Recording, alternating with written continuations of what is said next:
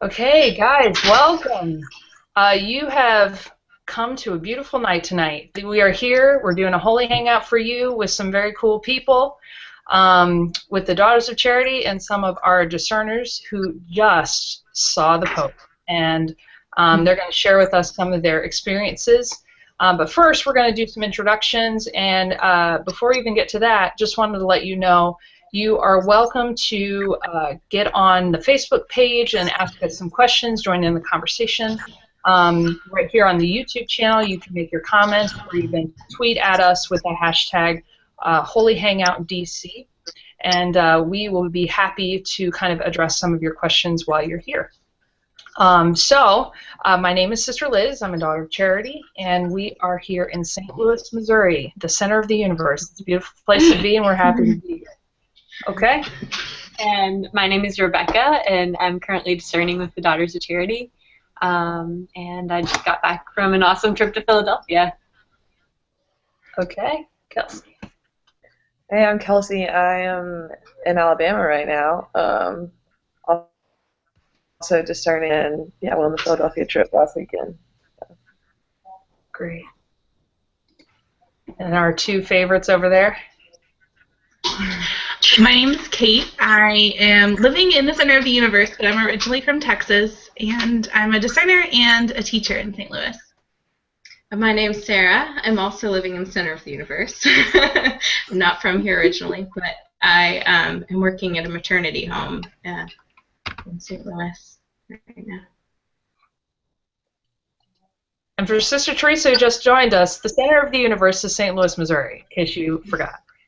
No, right now it is Chicago, Illinois, and I was excited to be. I live in Evansville. I'm in Chicago right now, and thrilled to be a part of the Holy Hangout. Well, so just to start off, give us one word. Everybody, give us one word or one phrase to describe Pope Francis to you. Humble. Kelsey, Loving. what's your word? I was also going to say humble, but I can go with authentic. I think he's just adorable. He's very loving. In Philly, they were saying the real deal. He's. What is she say? So you may not have noticed, but our discerners here are wearing a very cool hoodie, and we're going to show it off. Rebecca is here. She's going to show it off. Yep. So it's got, see this? Okay. So on the front we have the sister with the cornet. Says Sister Hoodie. And then on the back, Mercy, love, and service. there we go. Mercy, love, and service. So they were definitely representing and got a lot of people stopping them, asking questions about their hoodies. But a shout out to Sister Lisa Laguna, who did the design on that and worked with Homeboy Industries to get us these hoodies. So that's pretty awesome. Okay, so Kate, you're going to tell us a little bit about what kind of brought you guys together and how that was for all of you. Yeah, there were 13 of us, discerners, pre-postulants, and postulants from all over the country, coming together with the vocations directors with the Daughters of Charity to see the Pope in Philadelphia. And it was delightful to come together. Some of us have talked online before, but to be able to all come together in person and get to spend time together, spend time with the sisters, and spend time with a million of our new best friends was pretty fantastic. Okay, and we're going to focus just on Saturday. So all these people just from all over the country, what was that like for you guys? Well, I think for me, it was just like, I felt very at home, even among like so many hundreds of thousands of people. It really felt like one big human family. And it made me realize like that the church is so much bigger than just like my home parish or my home community. But I really got a sense of like, wow, like this is the church right here.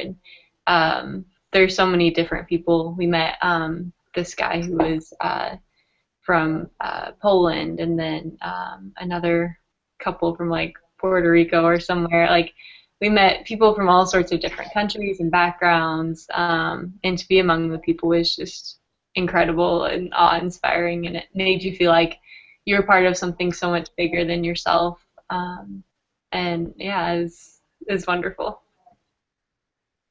And for you guys, just I'm imagining, because I was at World Youth Day in Toronto, which was so long ago. What was that like to be just surrounded by so many people? And maybe for those who are introverted, that's a little bit more of a challenge. But just seeing all of those crowds, what was that like for you? To me, it was incredible. You know, I've been to Rome and been in crowds of Catholics in Rome, but to be in the United States and there to just be surrounded by people who were Catholic, who were alive with their faith, who were so excited and were willing to have these great dialogues with complete strangers about their feelings on the Pope and on the Catholic Church and their love of God, was just so amazing and made me feel so alive in a church in this country, which is something you don't always feel in your daily life. Everybody was just so approachable, from like the people to the archbishops to the cardinals, like just walking down the street. Oh, hey, what's up, cardinal? Yeah. Amazing. And I keep telling people it was like living in some sort of like utopian society for 2 days. Like people were just so generous and grateful, from like the security guards to the archbishop to the Pope. You know, it was like you could just go up and have a friendly conversation with anyone. Were people kind of elbowing each other or trying to push people out of the way? Any of that going on? We were all squishing together to help each other get a better view. It was amazing how people were working together. They're like, oh, wedge yourself this way, and I'll go this way, and we'll all just pretend we love each other for a few minutes. Or like there would be kids, like there was on Saturday night, there was a kid trying to video the Pope, and he was behind our group, and we like let him stand in front of us since he was shorter than the rest of us, so he could kind of get his video. People were very kind, and everyone wanted to see, and since the Pope was on the Pope Mobile, pretty much everyone got to see. I think there was a moment when Sister Teresa did that for a little boy. She like went up and she's like pushing this other boy away, and she's like, go in. So great. And Kelsey, what was Saturday? What was your experience of Saturday? Just being in those crowds and seeing the culture and all that kind of stuff. I think Saturday was wonderful because it was so unexpected. I didn't realize that we were gonna happen into all of that after the parade. So after the parade, we kind of wandered into the Festival of Families, where 6 different families came before the Pope and pretty much gave their testimony about just their story as a family. And that was so moving because they were so incredibly vulnerable. And I just can't imagine the courage that it takes to go up in front of the Pope. And I mean, I can imagine probably a million people there, at least hundreds of thousands, and just bare your soul the way that a lot of them did. That was so touching. That was so incredible. And then didn't expect the Pope to speak. I didn't know that was going to happen. Maybe I just didn't do enough research going into this, and I wanted to be surprised, so I was. So yeah, the Pope gets up to speak and like apparently ditches his entire what he had planned to say, and the first thing that he said that really struck me was that he thanked these families for giving their testimony, because he was using them as an example to say, like, look, being a part of a family is worth it, you know, and we're tempted to kind of get downtrodden and scared in the face of what could happen within families. And he was just so kind but so intent on this concept that the family is worth it and don't give up on this. So that's what really struck me about that night. And you had, and I don't know if you have it in front of you, Kelsey, you had shared a little bit about Yeah, can you say that again? I didn't hear. Your experience, you wrote a little poem type thing, a little thing about the concept. I don't know what's happening. I can't hear anything you're saying. I'm so Okay. sorry. We'll get back to you, Kelsey. We're hoping to hear a little bit more about Saturday night, and I know Sarah had written down some things that the Pope had said. Sarah, what do you have from us for Saturday night? I don't have any Something sound. that really struck me was his description of the Trinity and creation. And he started off by saying, like, there was a little boy that asked him a question, you know how kids are. They ask very hard questions, and he said, Holy Father, what did God do before he created the world? And the Holy Father said, before creating the world, God loved, because God is love. But there was so much love, it was so great, so overflowing, that he had to come out of himself. And there God created the world. And then he went on to say that God placed this love in the family, and that families are factories of hope and redemption for the human race. And it was just like, it was so surreal. And he was kind of talking about, at some point, walking with each other and being companions for the journey, which is something that Vincentians talk about all the time. So I was like, oh, he's like our people. It was very, very cool. That's great. And I don't want to embarrass Sister Teresa, but she had a hand in some of what happened, what went down for you guys and your experience there. Can you just share, and this is for the group, what was the experience of having some certain things in place and being flexible and being on pilgrimage and knowing that things are going to turn out differently than maybe what you planned? Well, you know, so often when I'm meeting with the discerners, and they ask what's to come, the only thing I can say is I guarantee it won't be what you expect. Well, God threw that right back at me this weekend, because we had plans, yet Homeland Security, crowds, what became available was totally changing our plans as we went. And the amazing thing is that our group was so flexible in adapting to all these changes. When we got to Philadelphia, we had not had any of the tickets for the gated area. And then we started realizing that everybody at the World Family of Meetings had gotten tickets and some people weren't staying. So we started asking, seeing if people wanted to share. And it seemed like it was so great that we abandoned our plans, because one thing after another came, and we were able to get tickets not only for the gated area on Saturday, but the VIP seating on Sunday, and it was just providential. It really was. So, what was that like? Going from zero to hero, so to speak. You know, it actually got to be really fun, because what happened was, I keep saying it was my mom. My mom passed away 3 years ago, and I said, okay, Mom always helped me out with everything I did. And I said, you know, help me out here. And what was exciting is that one person would give us tickets, and then they would tell us other people, and they were getting excited about it. And as we were doing it, we were sharing the stories and hearing why people were in Philly. And then when we got the extra tickets, we started finding people that didn't have tickets. And when we were going in, there was a mother there with her daughter. And we're like, do you have tickets to the gate? And she's like, I don't have tickets to the gate. We almost didn't even get on a bus. The bus left without us, and there wasn't room, and we didn't even think we'd get here. We're just so excited to be here. And we're like, well, would you like to get into the gated area? And she's like, oh, are you really? Are you lying to me? Is this really true? And so we had gotten so excited every time we got a ticket, and then to see other people so excited, it was like, it reminded me of the gospel with the breaking of the bread and the feeding of the 4,000. It's like things just kept going around from one person, and then we actually ended up sharing the chairs that we carried in with someone that was sitting on the floor with the Arkansas. Hey, Arkansas, if you're out there, the Arkansas campus ministry was there, and we shared our chairs with them. So it was like whoever got something just shared it with the next person. Awesome. And even if they didn't have tickets to share, they were willing to offer prayers and well wishes. One woman came up to us and saw the signs that we had asking for tickets.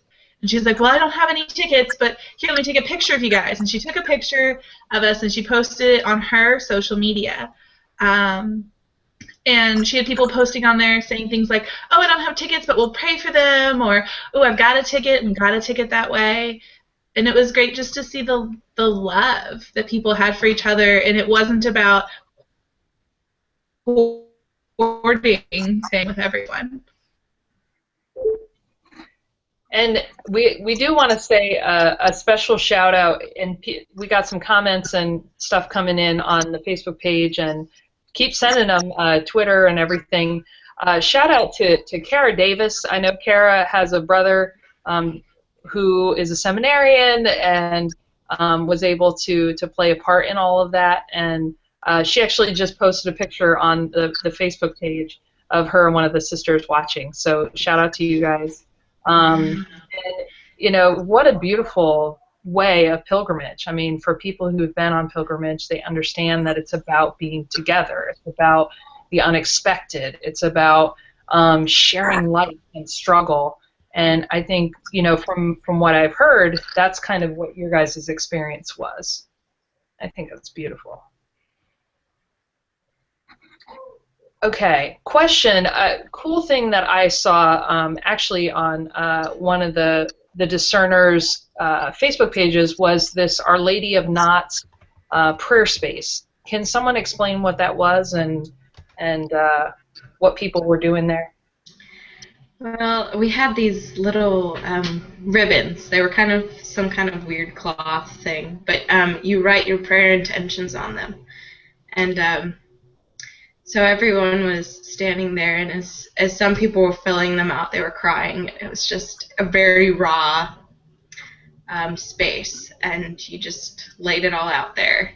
And actually, in that space, you're supposed to read another person's intention and leave praying for that. And that was really powerful. Because a lot of the things that I read were things that, like, I would have probably written. Like, one of them said, please help me find my path. Anyway, it was just beautiful. There was a dome with, like a garden trellis, and everybody, like, nodded the prayers around there.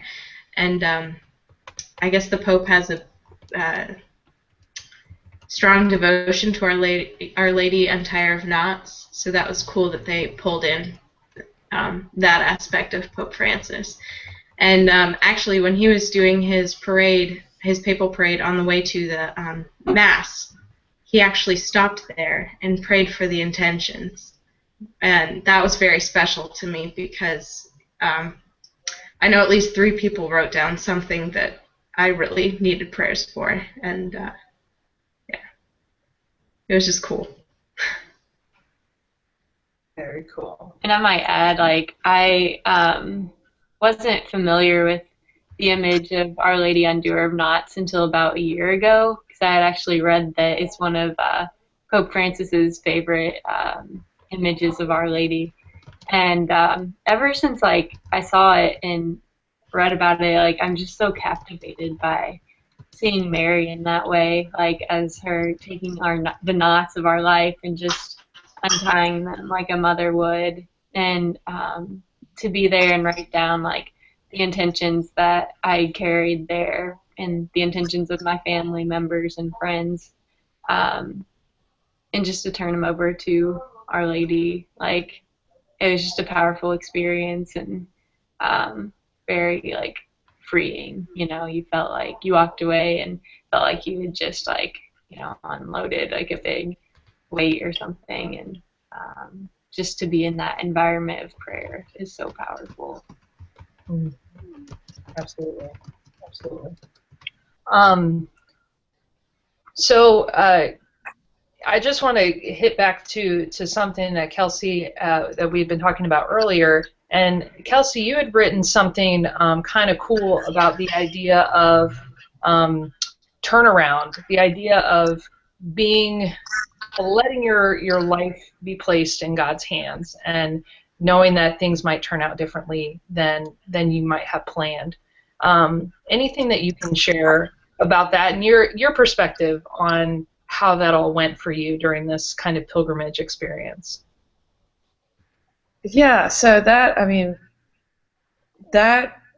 I guess thought and reflection came from a very literal experience that we had where we're walking through Philadelphia trying to get to where we were trying to be, which is essentially with God. We're going to the Papal Mass. We were trying to reach him in the most literal way possible, and streets are closing. We don't really know which way we're supposed to go, but we know where we're trying to get, and we kept on getting told, turn around and go the other way, and take this path, not that path. And it just after the weekend was over, it just reminded me so much of what discernment feels like.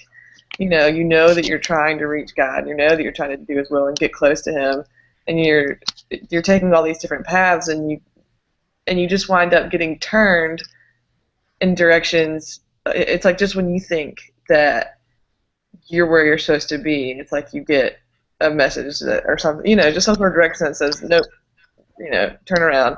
And so I think what I learned, one of the big things I learned this weekend was just patience for that journey and for the confusion that sometimes ensues when you're on a pilgrimage that is discernment, and just the surety of knowing that God's there all along and God's in the end, and you'll find it. You'll figure it out, and it's not going to be the path that you thought it was going to be.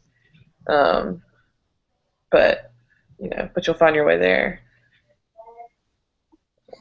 And what a cool parallel, because discernment is so uncertain at times, and so vulnerable, and you're placing yourself in God's hands in a way that is so real and raw at times. And so I'm kind of blessed because I'm on the other side of it, but I do remember what it's like to be or to feel lost, and to just know that all you can do is say yes to today, and say yes to God day after day, and know that he's going to lead you. I could go on, but we got to talk a little bit more about this Papal Mass that you all went to. So tell us a little bit, and this is for anybody who wants to answer, how did Pope Francis's words affect you from that Sunday Mass, or anything about that Mass that was particularly striking for you guys? Well, I think for me, the one line that stuck out is, our Father will not be outdone in generosity. And I don't know, I just keep turning that around in my mind, and thinking about the blessings and the grace that was poured out on us, and all the people that were gathered that weekend. And that, even going back to the path that we're on in our discernment, that God is right there with us. God walks that path with us, even when we get to the dead ends and have to turn around. But that God just keeps giving and giving and giving. And that it's just I don't know. It's hard to put it into words, but yeah, our Father will not be outdone in generosity. That's what stuck out.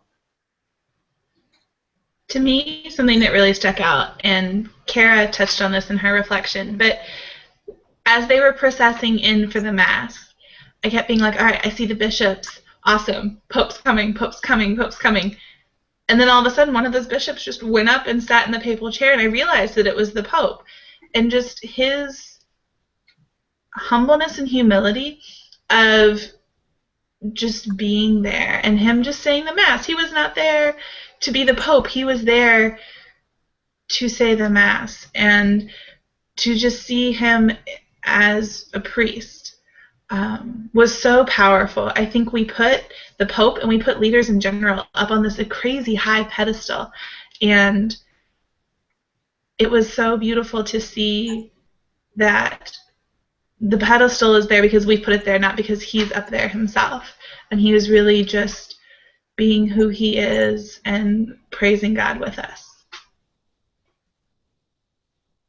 The thing that really struck me about the Papal Mass was that the Eucharistic celebration, there were about 300 priests that left from the cathedral, which was on the other end of the parkway, and the same amount from Mass, where we were, just going out to the crowds of people, because there were like close to 1 million people, and from my understanding, most of them were able to receive communion, and we were all one body.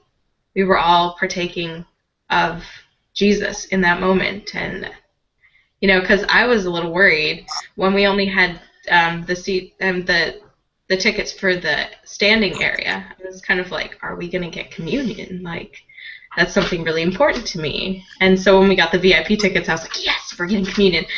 And then when I saw all these, like, they were using Vatican umbrellas, and they were communion stations, and we just, like, saw a huge procession of people leaving. And I was like, oh, they get communion too. I'm so excited. That's awesome. Kelsey, any thoughts on your end from the Mass? Yeah, I mean, lots of thoughts, but I guess the one that jumps out at me was just the sheer volume and the unity in that, and just you get so swept up in the moment and what you're experiencing, but when you step back and think about 1 million people there because either they were Catholic or they had some sort of interest in Catholicism, and that is such a display of just unity. It's like, to me, it's like, this is the church. This is who we are. This is what we are, and this is us coming together in this city to celebrate that. And I don't know, it just really spoke to me, to the wholeness of the Catholic Church, and then just its majesty. That was so incredible to me. Yeah, folks in society or the media would like to put it out there that the church is irrelevant and backward and just against reality. But to me, something like this, where you see just joy and love and spirit and just energy, that's our church. That's what we belong to. The institution that's been around for 2,000 years, from where Christ founded it. I mean, when you look at that, it's just an incredible thing, and just being a part of it, I think, is a real gift and a reminder that there is something greater, and that all that negativity really pales in comparison to the church that we have, which is very much alive and very much relevant to the needs of our day. And what a cool thing. What a cool thing. So just for our viewers out there, we'll take your questions for a couple more minutes. We're going to wrap up here. I want to give a shout out to Martha out there. She was with you guys, right? Yeah. Martha? She says it was amazing spending time with you all in Philly with Papa Francisco. Holy ladies, we walked together on this journey. Cool. Any thoughts or comments people have about related to discernment? How has this been for you as someone who's wrestling with your call and what the Lord might want for you? What does that experience do for you? Or maybe thoughts since you've been home for a week, you've had time to take more of it in, so to speak. I like the whole idea of seeing discernment as a pilgrimage, and I mean, it could even extend to like life as a pilgrimage. That it's up to us to continue the walk, but we're not alone in it.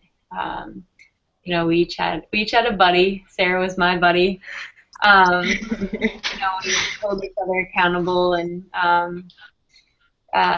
we stick with one another. We made sure that all group members were there, and it's you get tired at times, especially at 5 a.m. or whenever we were walking.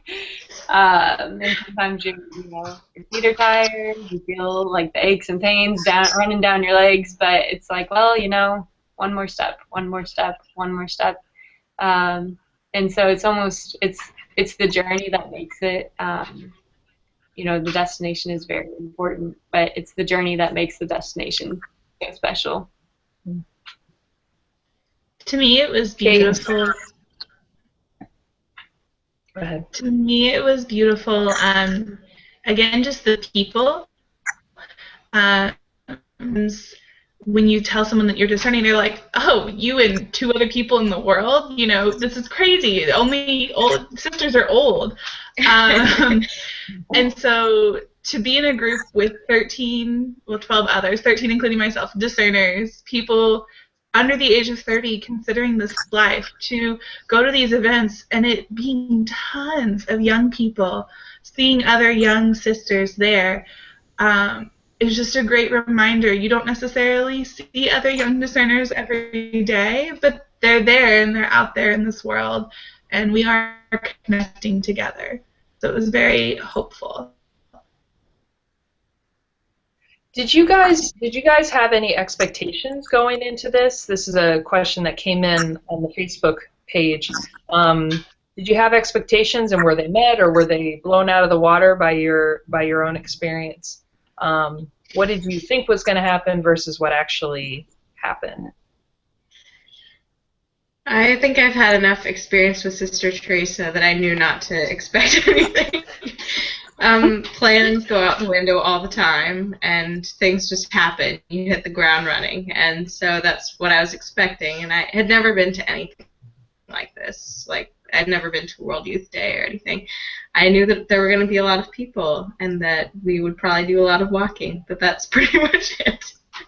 So my needs were definitely met. My expectations were exceeded greatly. Yeah, I would echo that and just add that it was a good demonstration of whatever your expectations are in life and discernment and anything.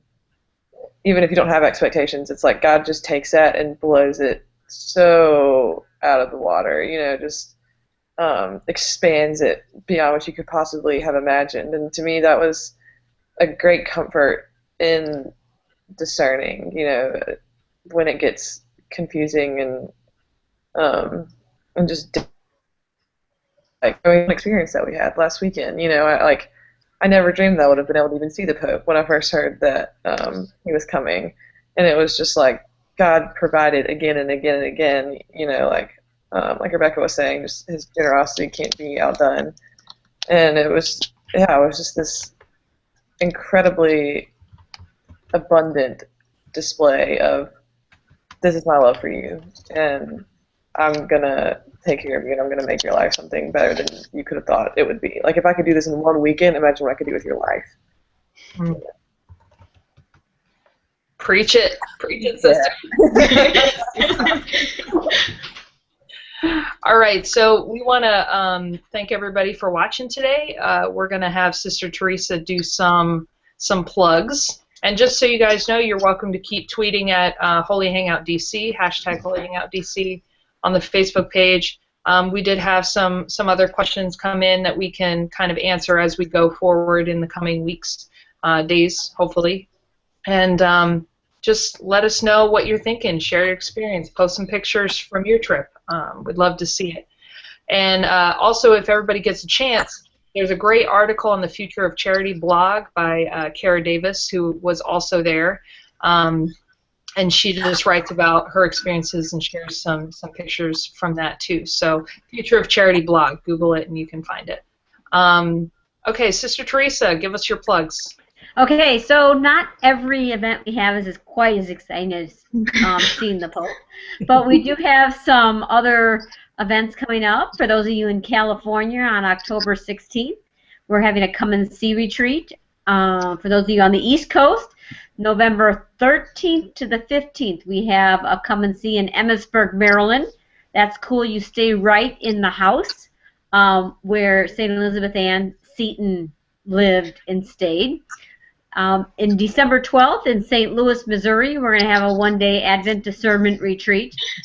And then, for those of you that say, well, I can't get to California and I can't get to Baltimore, we have an online discernment retreat where you can phone in and Skype with a spiritual director. Is the week of December 6th to the 10th. So we are here to help you discern, and give us a call to come to one of these events or to work with us in another way. And did you want me to close in prayer, Liz? Yes, please. Okay, so, one of the things that really touched me about the Holy Father's Mass was, and I've heard him say it so many times, so I shouldn't have been surprised, he ends everything by saying, pray for me. And we use those words so quickly that it's kind of nonchalant. Oh, pray for me, pray for me, pray for me. But at that Mass, he just got quiet, and his parting words were, pray for me, and then there was silence. So, I don't know if you know, but this week, starting today, the bishops around the world are meeting for the Synod on the family. Let's say this closing prayer of the World Family prayer, but I want to just stop for silence, and please pray especially for the Pope just right now.